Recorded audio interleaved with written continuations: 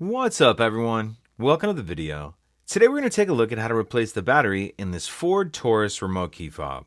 This Ford Taurus key fob is going to use replacement battery CR2032, and I'll put a link in the description box of this video to where you can find these replacement batteries if you're in need. The other thing I'm going to be using to change this key fob battery is a small flathead screwdriver.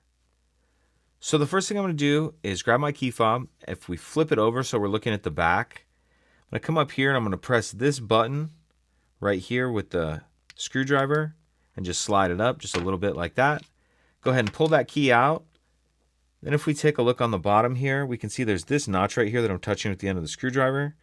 So I'll just get my screwdriver in that notch and then pry up like that. And you can see it pops this back cover up. Go ahead and pull that back cover off. We see our battery right here. Get the old battery out, then I'll come in here and grab my new replacement battery. You want to make sure that you're installing that with the plus side up, positive side up.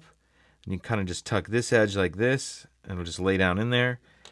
And then when we put our cover back on, it'll push that battery down. If you notice on the top of this cover, there's these two tabs. Those are what I'm going to slide in first. So slide those two tabs in, then snap that back cover down, slide the emergency key back in, and that's it. If you could take a second to like and subscribe, it helps us out, and I'd appreciate it. Thank you.